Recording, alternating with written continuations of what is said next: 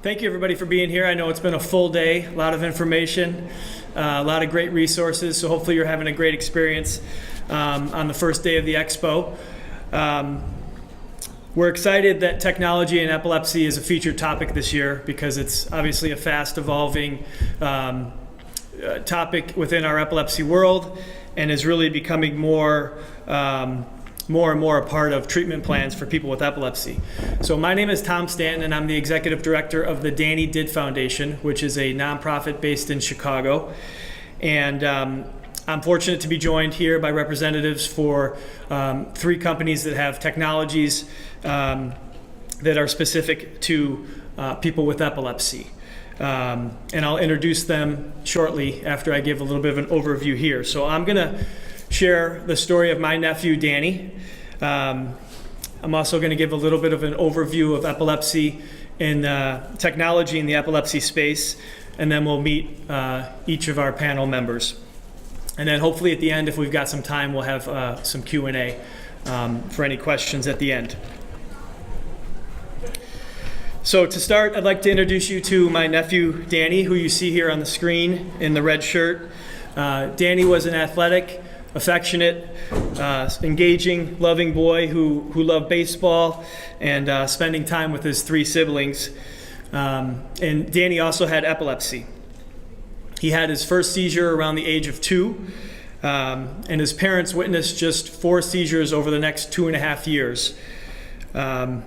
So he was relatively well controlled by medication. He was cognitively on par with his peers, and overall just a great kid. So just a few months before his 5th birthday, his mom found him in the bottom bunk that he shared with his brother, and Danny had died on December 12th of 2009. He had visited his neurologist just the Tuesday prior, so he died on a Saturday morning. He had been to the doctor on the Tuesday prior, and just some slight modifications to his medication due to weight gain. And other than that, had said, you know, he's on a good path. You're doing the right things. So after Danny died, my brother Mike and his wife Mary Ann were obviously devastated and really shocked at how little they really knew about epilepsy, the condition that had taken his life. And so with the mission to prevent deaths caused by seizures, they started the Danny Did Foundation. And the name of our organization derives with the last line of his obituary, which my brother wrote, and that read, "Please go and enjoy your life, Danny did." So the spirit and joy of Danny's life really drive everything that we do. So now the focus of the Danny Did Foundation is really twofold. One is to increase the education and the communication about the risk of SUDEP between doctors and patients, or oftentimes doctors and parents.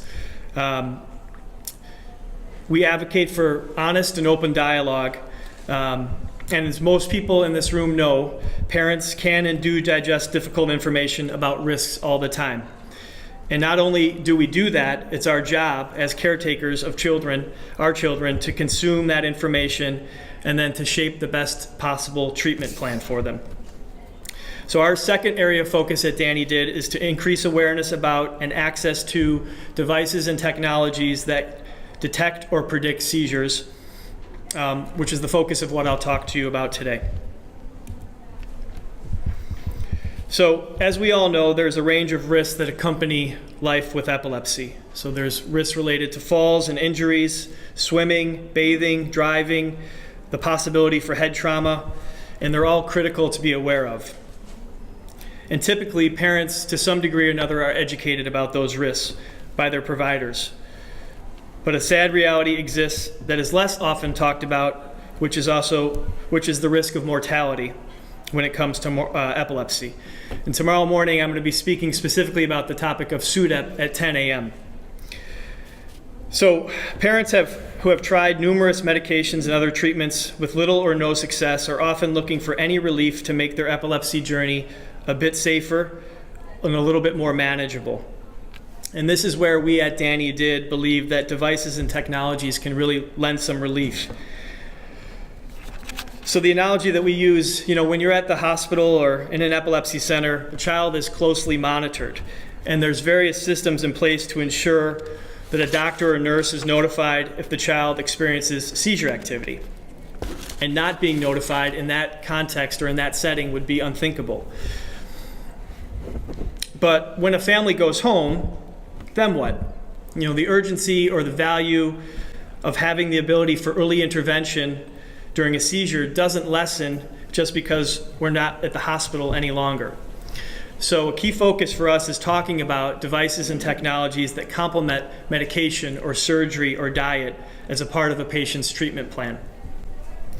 And we consider these a part of a caretaker's toolkit. So it's not going to replace mom or dad's vigilance, but it can be a sort of mental safety net, lending backup you need that you'll be notified if a seizure takes place. And it really helps to give mom or dad or the spouse or whomever's in the home some peace of mind that so many parents are desperate for a good night's sleep. So I always couch this by saying, no device or technology has been proven to prevent epilepsy-related mortality, including SUDEP. But we believe there's a huge advantage for the chance at early intervention. And the premise for that is simple. If you're present, you can take action. You can take the steps that you know how to take to make sure that the person who had the seizure is breathing normally, that their airway is clear, that they're uninjured, positioned safely, and so forth. So I'm not going to talk about specific products. We've got some folks that will do that after I speak. But I'm just going to overview a range of general categories within the device space. And if you have questions about specific products, you're welcome to visit our booth at the EXPO that we can talk through.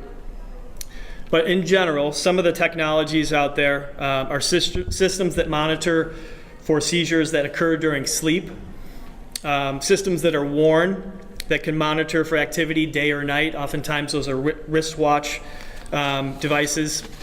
Systems that record seizure activity so you can share a video with your doctor if that's of interest.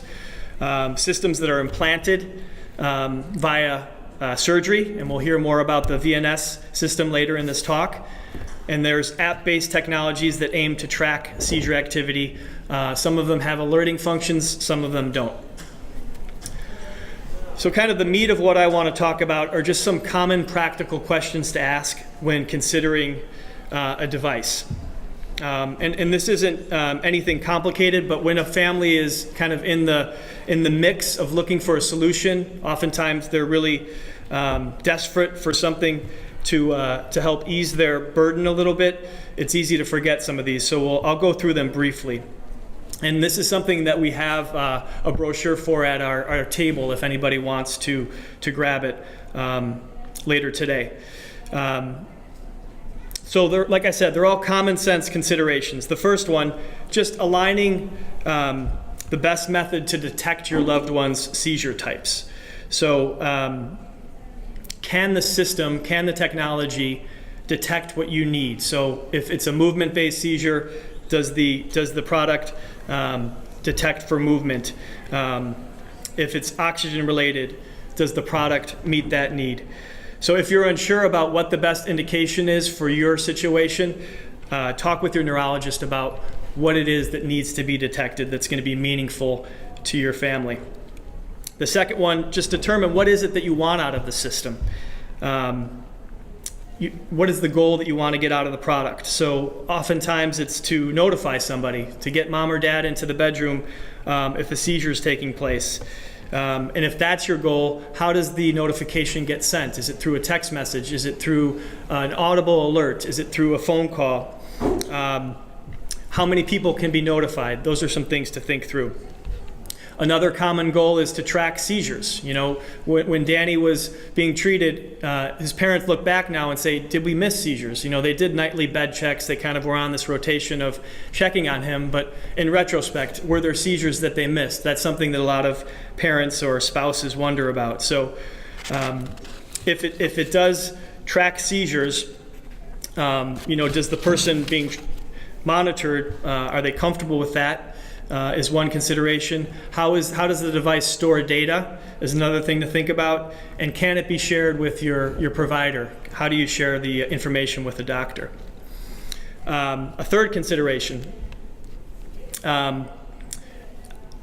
the comfort and the relevance of the device. So obviously nothing can be effective if it's not used correctly. So that's something practically to think about. Are there weight restrictions, age restrictions? Is the device wearable? That sort of thing. Is it water resistant? And then the next one is something we hear a lot about from parents, and that's the ease and use of setup. Think about, how complicated is the technology? Is there a tutorial provided? And then lastly, the cost of the device. Sometimes there's multiple costs involved. There's a purchase price, and then there's a monthly subscription. Is there any reimbursement available? And one program we have at Danny Did is to help families who need financial support in getting these options into their home.